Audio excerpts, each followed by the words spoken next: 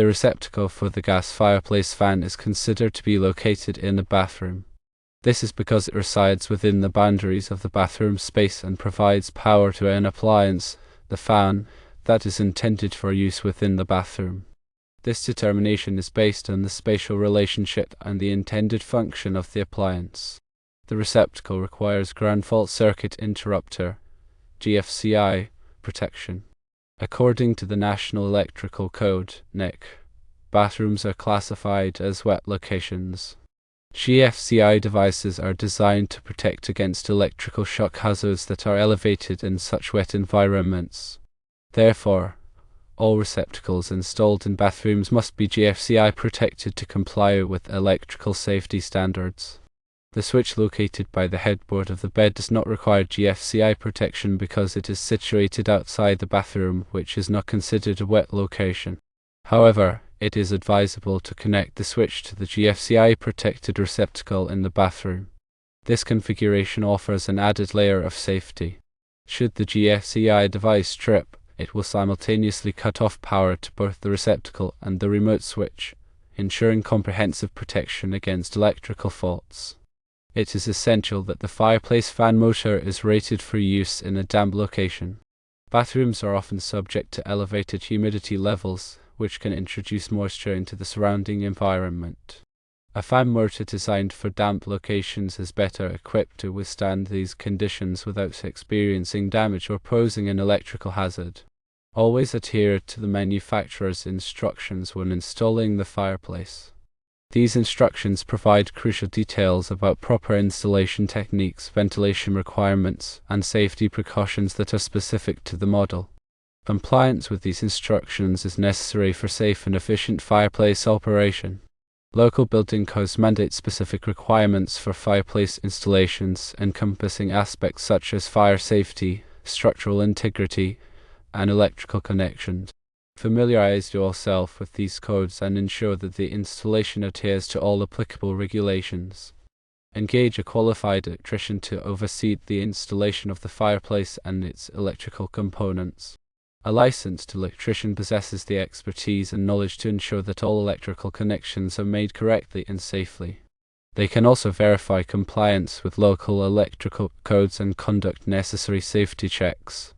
The NEC mandates GFCI protection for all 125 volt, 15 amp and 20 amp receptacles installed in bathrooms. This requirement is found in NEC section 210.8 A1. The purpose of GFCI protection is to minimize the risk of electrical shock by quickly interrupting the circuit when a ground fault is detected. A ground fault occurs when electricity unintentionally flows to ground through a path other than the intended circuit. This can happen, for example, if a person comes into contact with a live wire and a grounded surface simultaneously. The GFCI device detects this imbalance in current flow and immediately trips the circuit, cutting off power and preventing a potentially fatal shock. AFCI protection, on the other hand, is designed to protect against arc faults. Arc faults are dangerous electrical conditions that can cause fires. They occur when electricity jumps between two conductors, creating a high-temperature arc. This can happen due to damaged wiring, loose connections, or faulty appliances. AFCIs detect these arc faults and quickly shut off the circuit, preventing the arc from igniting nearby materials and causing a fire. AFCIs are typically required in bedrooms, living rooms, and other areas where arc faults are more likely to occur.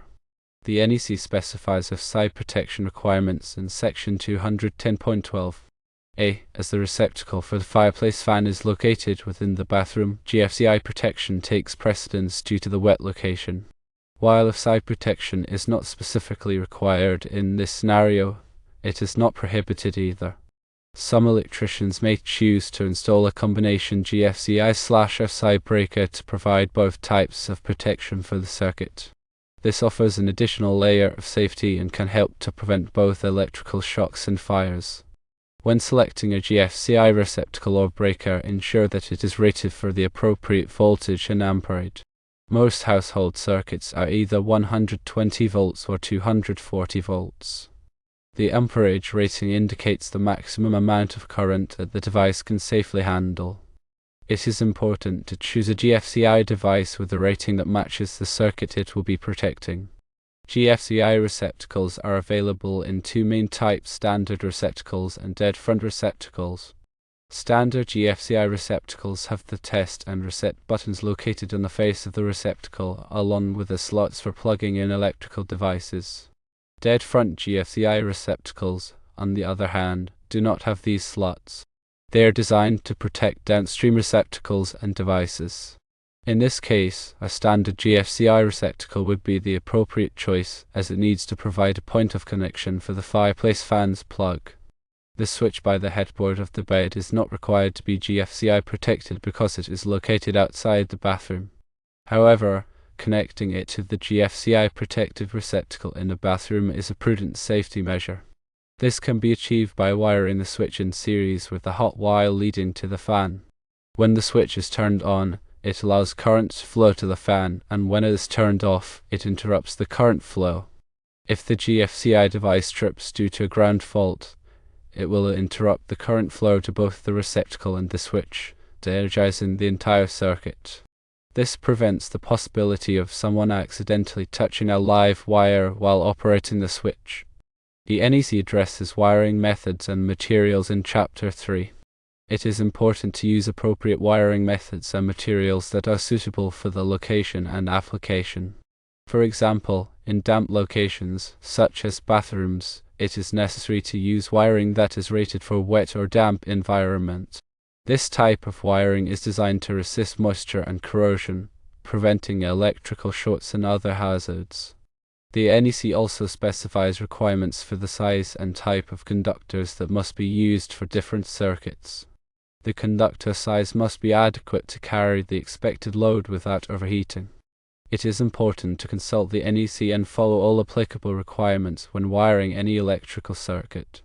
In addition to GFCI and AFCI protection, surge protection is another important safety measure to consider. Surge protectors are designed to protect electronic devices from voltage spikes, which can damage or destroy sensitive components. Voltage spikes can be caused by lightning strikes, power outages, or other electrical disturbances. Surge protectors work by diverting excess voltage away from the protected device and into the ground.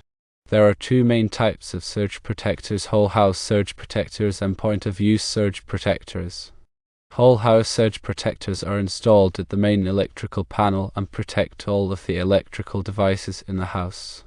Point of use surge protectors are plugged into individual receptacles and protect only the devices that are plugged into them. It is recommended to use both types of surge protectors for comprehensive protection. The fireplace fan motor should be rated for use in a damp location because bathrooms are subject to high humidity levels. This humidity can condense on the motor and cause corrosion or electrical shorts. A fan motor that is specifically designed for damp locations is constructed with materials and features that resist moisture and corrosion. These motors typically have sealed bearings, coated windings, and other protective measures to ensure reliable operation in damp environments.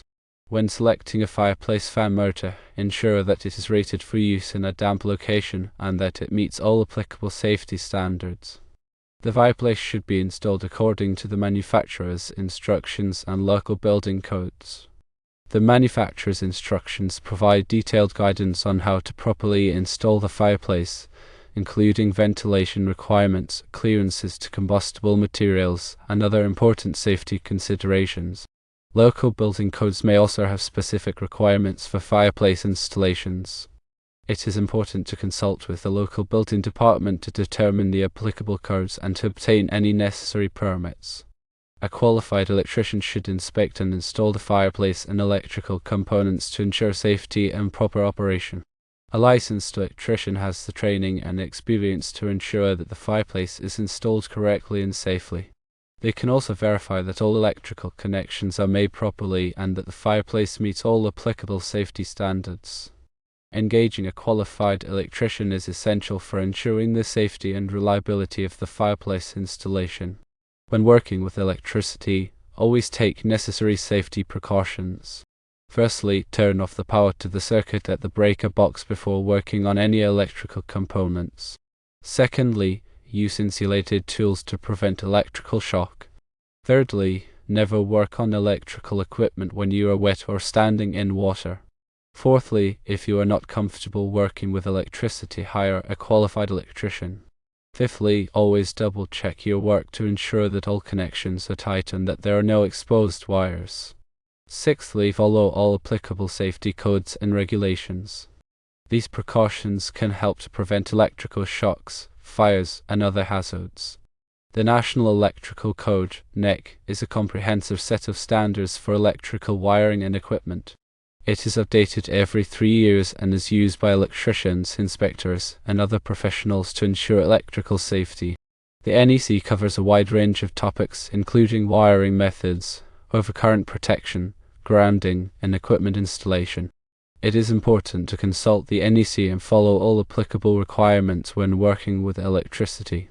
In addition to the NEC, there may be other local codes and regulations that apply to electrical installations. It is important to check with the local building department to determine the applicable codes and to obtain any necessary permits. Compliance with all applicable codes and regulations is essential for ensuring electrical safety. The concept of grounding is an essential safety measure in electrical systems. Grounding provides a low resistance path for fault current to flow back to the source, which causes the circuit breaker to trip and energize the circuit. This prevents dangerous voltage from building up on metal parts of equipment, which could cause an electrical shock. The NEC requires that all electrical equipment be properly grounded. Grounding is typically achieved by connecting the metal parts of equipment to a grounding electrode, such as a ground rod or a metal water pipe. The grounding electrode is connected to the earth, providing a path for fault current to flow to ground. Proper grounding is essential for protecting people from electrical shock and for preventing damage to equipment. Overcurrent protection is another essential safety measure in electrical systems. Overcurrent protection devices, such as circuit breakers and fuses, are designed to protect circuits from excessive current flow. Excessive current flow can be caused by short circuits, overloads, or ground faults. When an overcurrent condition occurs, the overcurrent protection device will trip, interrupting the flow of current and preventing damage to the circuit and equipment. The NEC specifies the size and type of overcurrent protection devices that must be used for different circuits.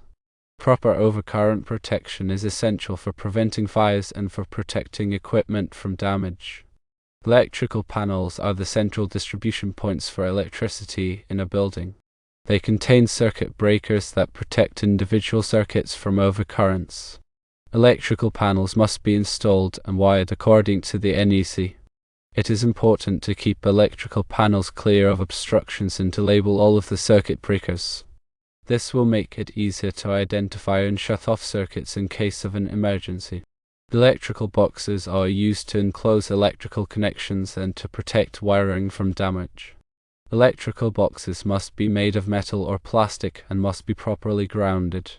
The NEC specifies the size and type of electrical boxes that must be used for different applications. It is important to use the correct type of electrical box and to install it properly to ensure electrical safety. Wiring devices, such as receptacles and switches, are used to connect electrical equipment to the electrical system. Wiring devices must be rated for the voltage and amperage of the circuit. They must also be properly grounded. The NEC specifies the types of wiring devices that must be used for different applications. It is important to use the correct type of wiring device and to install it properly to ensure electrical safety. When working with electricity, it is important to be aware of the potential hazards and to take necessary precautions to protect yourself. Always turn off the power to the circuit before working on any electrical components. Use insulated tools to prevent electrical shock.